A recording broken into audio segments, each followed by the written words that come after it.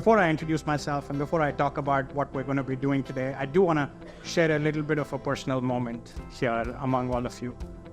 I'm very excited today, and it's a excitement that takes me back to my childhood. I have a lot of fondness for your country, Argentina. And as you might guess, it does relate to this certain sport that you all play with a lot of passion and commitment. But I was 5 years old in the year 1986. And I had no idea about who or what Argentina was. I did not know much about soccer either. We play the other British sport, cricket, back in India with the same amount of passion and commitment. But 1986 World Cup, I watched all the games with my father at the time, learning the sport and most importantly, learning about the greatness of this one man, Diego Maradona. And I had a lot of questions at that time. Who is this person? Why is he so short? Why does he run so fast? What's happening here? And at that point in time, he demonstrated a lot of life lessons for me. I learned through him the story of resilience, the story of strength, courage, commitment, passion, a lot of those things, the desire to win. And remember, I was 5 years old. These are formative years. These things stay with you, stick with you. Over the years, as I grew older, I learned more about him. I watched him go through his struggles. And what that taught me was that even your heroes are human beings. They're not perfect. They make mistakes. And what I learned over the years is more about Argentina. The story of Maradona is a lot like the story of Argentina. It's that of determination, it's that of courage, it's that of struggles, and it's that of hope. And I feel special today being here. It's my first time in Argentina. You have a beautiful city, and I feel truly honored to be here sharing this moment with you all. My name is Pratik Khanna. I'm the Chief Operating Officer of the International Well-Building Institute. The IWBI is a global authority in transforming health and well-being across the globe in buildings, organizations, and communities. We do this through the Well-Building Standard. The Well-Building Standard is a set of evidence-based strategies that help organizations and spaces put people first in the development of design, in the development of policies, and in the execution of operations. Well was created 10 years ago. We're coincidentally celebrating our 10-year anniversary this year. It was launched in the year 2014 in New Orleans at a Greenbuild event alongside LEED.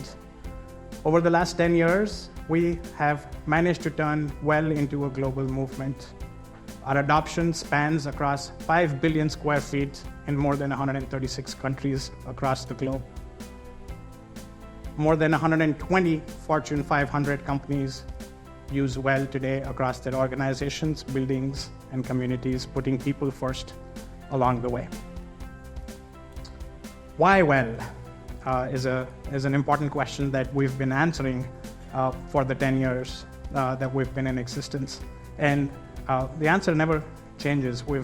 Most of you have probably heard this statistic in someone talking or the other. We spend 90% of our time indoors. We've also lately been labeled as an indoor species. I recently read somewhere that one of the professors in some university in the US even went so far ahead in saying some species of whales spend more time on land than we human beings do outside. And that's the importance of the built environment for us. Let's translate that 90% a little bit to make it a little more impactful. I'm 43 years old. I have spent 38 years of my life indoors. If I live to 80 years of age, I hope I do, I would have spent 72 years of my life indoors.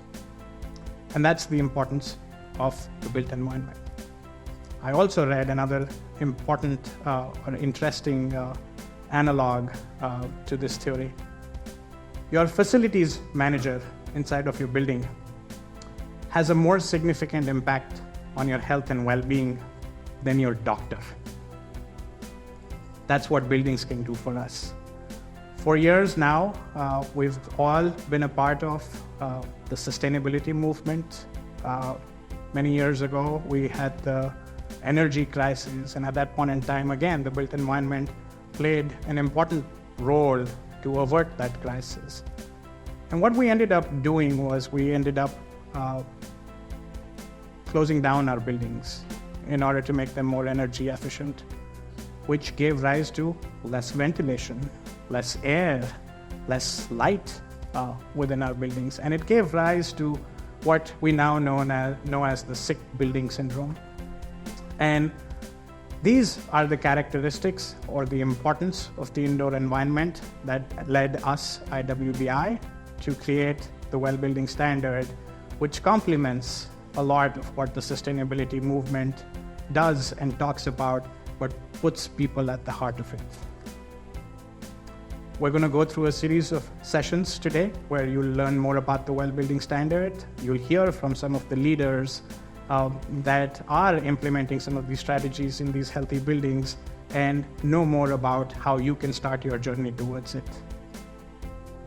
With that, I'd like to invite my colleague, Janera Sorel, on stage to walk us through more details on Well and IWBI.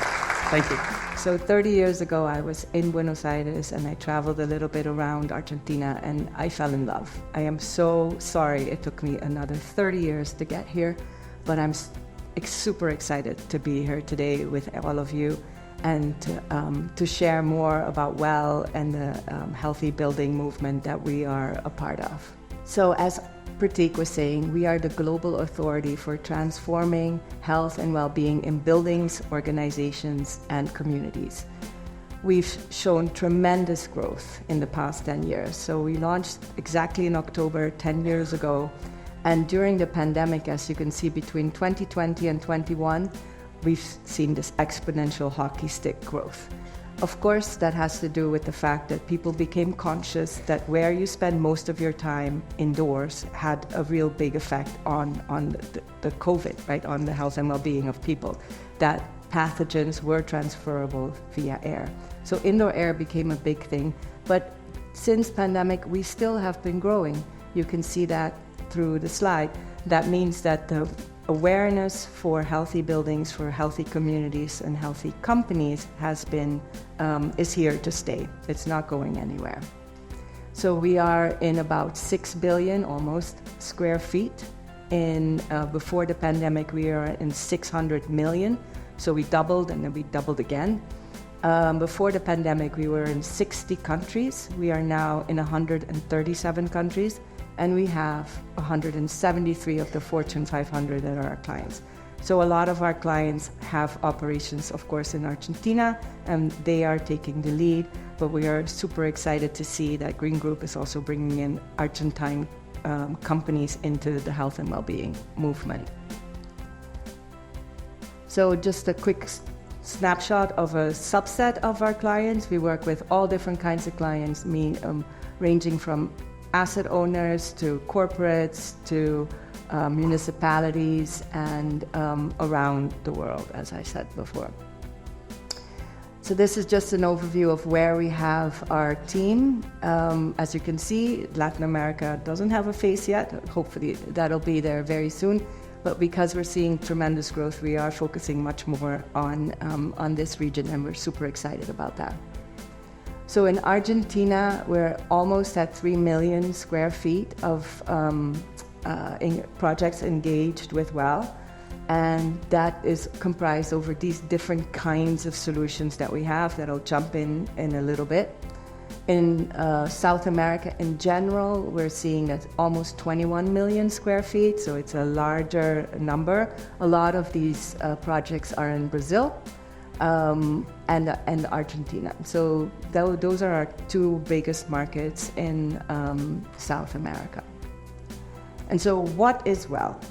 We are a science-backed and research-based group of strategies organized in 10 concepts. The concepts range from mind all the way to materials, each of the concepts has more than 10 features. So there's over 100 features that our clients can choose from. And all these features are backed by research and backed by evidence.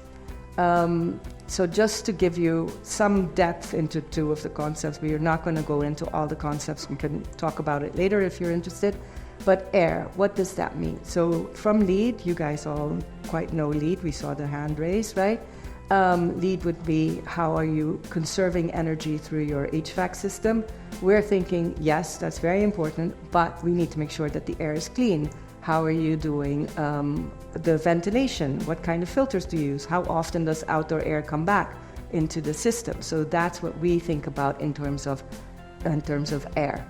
And thinking about light, I loved it that Mila told us about the light being here, the natural light, because it's important. It's important for our mental health. It's important for our sleep to sort of work within the circadian rhythms of the sun, really. So these are the features that would be part of our light concept.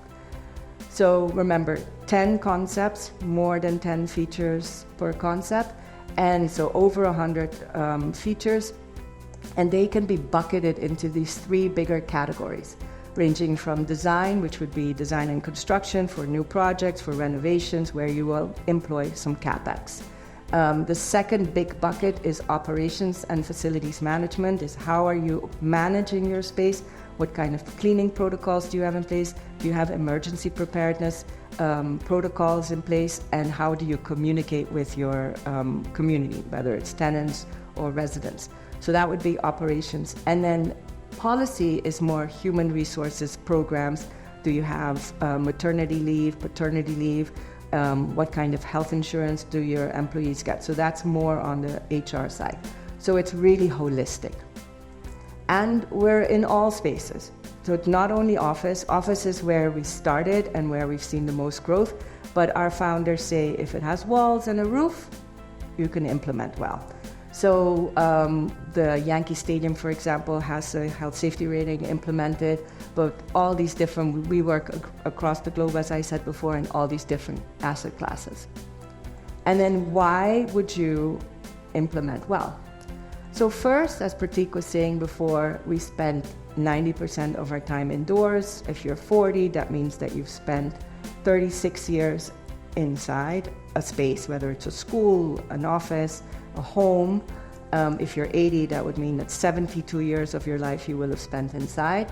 And where you spend most of your time has the biggest impact on your health and well-being. So more than your doctor, more than your fitness, more than your genes. So it's important, right? The air you breathe, the water you drink, the light, the materials, the off-gassing. So all that has a big impact on how you feel. And if you implement healthy building standards, your asset value increase, your tenants stay longer, your employees are happier. And this is all research that was done by third parties, including MIT, where you see the increase in rent premium, increase in lease terms, and increase in the asset value when it gets sold. So it also has a financial reason to implement well. And just going very quickly, healthy building certifications are create an increase in value. Street level greenness is another driver of value. Daylight, walkability, and ventilation rates. Ventilation rates improve employee productivity, which of course for companies is very important. And then talking about companies, 80% or 96% of the people that work in companies say that it's very important that their company makes an effort in keeping them healthy. So for employee attraction, employee retention, and employee retention and traction, yes, those are the two. And another reason why our clients work with our system is because they use our framework to articulate what they're doing for their sustainability strategies. So we see ourselves appear in the social sustainability reports and environmental sustainability reports of our clients, and we give a framework that the clients can work within and figure out what they need to do in order to get better at social sustainability. Another reason would be because we are about 80% aligned with the UN SDGs. So for clients that are pursuing reporting within the UN SDGs, they can follow our features that are on the right-hand side and then align with goals 3, 11, and 5. So that's another really good reason we see why our clients work within our system. And then, of course, we have a partnership with LEAD. About 20 to 25% of LEAD and WELL overlap. So that makes it really interesting for projects that want to pursue both to work within a system that makes the documentation streamlining more easy. And then how do you implement WELL? We'll have a panel in a little bit with Melanie and Sean, and they'll go a little bit deeper into how to implement WELL. But again, remember, this is the standard, this is the library of features and strategies that we have, and they can be implemented in 3 different ways. We started off with the full certification, which is the one most like LEAD, has the concept. We have ratings, and we have our flagship, which is the WELL at Scale score. Certification, you need to meet the preconditions of each of the 10 concepts, and based on the project's points that are being achieved through the optimizations, you can get either a bronze plaque or all the way to platinum. 80% points will get you a platinum plaque. So this is our highest achievement, if you will, platinum within the certification. And then we have the ratings, which are subsets of our full standard. They are thematic. The health safety rating is the one that we launched during the pandemic. It pertains to facilities management and operation. It doesn't have the preconditions like the full certification. And we see our clients achieve that in like 3 months. It's our entry-level program, and it's a great way to start. Then we have the performance rating, which is based on continuous monitoring of a space. How does this space work with air, light, acoustics, and temperature on a continuous basis, so that we can use the data to show that the space is performing according to the standard. And then the equity rating, which is our newest rating, is all about belonging, equity, diversity, meaning does everybody feel like they are welcome in a space or in a company.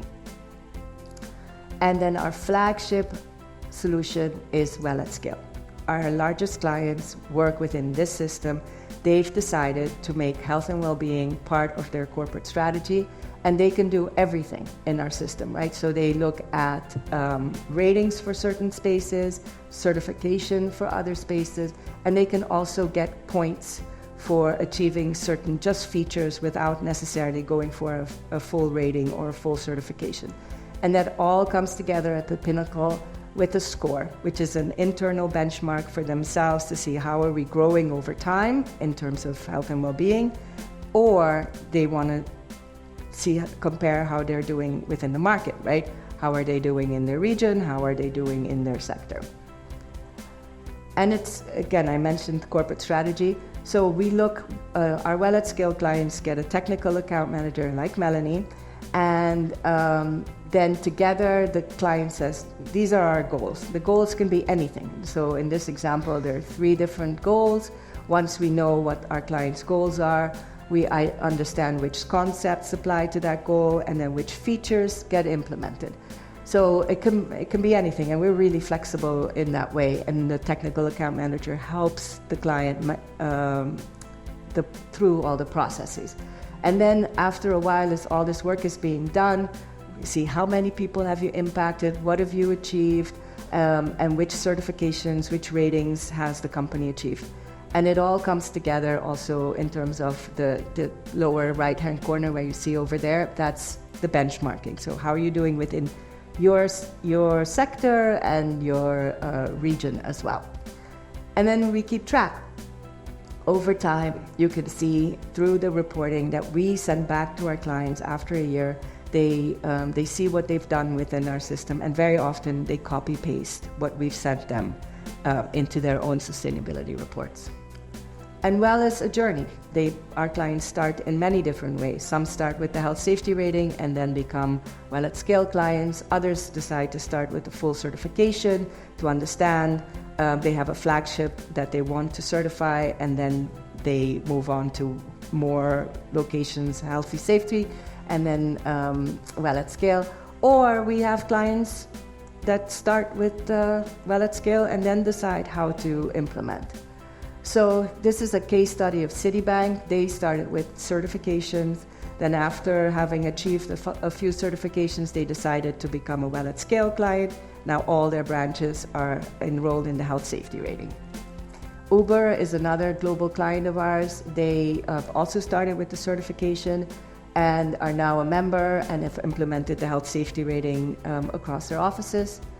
And JLL is a partner of ours because they also implement well for their clients, but as their own company, they are implementing well themselves as well in different regions. So this is our ecosystem. We have the standard, we have the ratings and the certification, and then our flagship, which is the score. And the way it gets implemented is through enterprise providers. Certain clients of ours become members. We also have the PTO organizations, like for example, Green Group, which are performance testing organizations. They make sure that indeed everything matches the standard. They come and they test water, air, light, acoustics. And then we have our product alignment, which works as well. We have Todd here from Shaw, and he'll be explaining that in one of the next panels. And that's it. That's it for me. If you have any questions, find me afterwards. Thank you very much.